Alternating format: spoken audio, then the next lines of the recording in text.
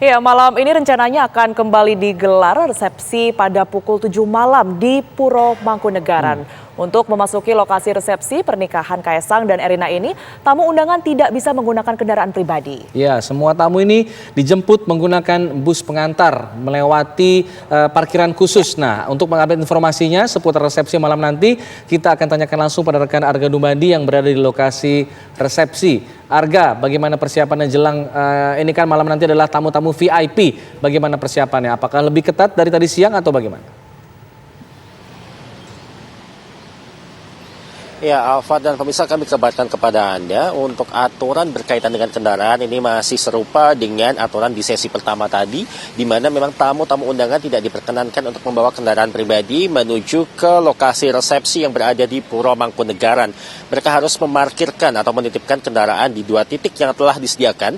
Yang pertama adalah di kawasan Manahan dan yang satunya itu adalah di kawasan tempat saya mengabarkan saat ini di Benteng Vastenburg, Solo, Jawa Tengah.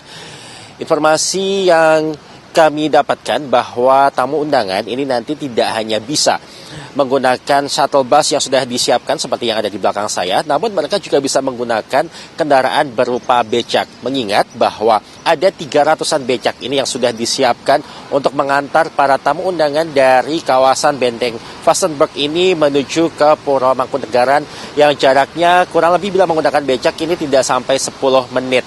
Dan kemudian kami juga melihat bahwa saat ini satu persatu ini para pengayuh becak mulai berdatangan kembali ke kawasan Benteng Vastenburg ini, mengingat bahwa acara untuk sesi kedua ini juga akan segera dimulai beberapa jam lagi, yang tandanya tamu undangan ini juga akan segera berdatangan. Dan para pengayuh becak tadi memang sempat meninggalkan kawasan ini selepas sesi pertama selesai, terlebih juga tadi sempat ada hujan deras yang mengguyur kawasan Solo, Jawa Tengah ini.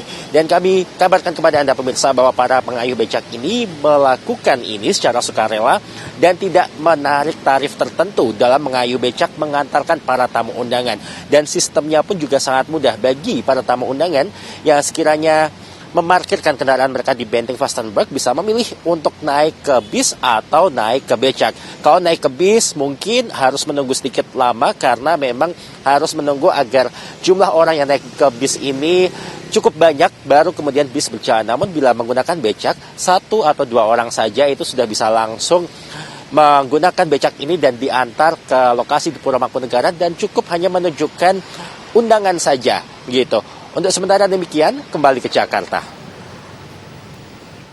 Arga, kalau tadi Anda sempat menyampaikan sejumlah mekanisme begitu ya yang bisa dipilih, baik itu naik beca ataupun juga naik bus, itu untuk berangkatnya. Lantas seperti apa kemudian jika tamu-tamu ini kembali ke kantong parkir masing-masing?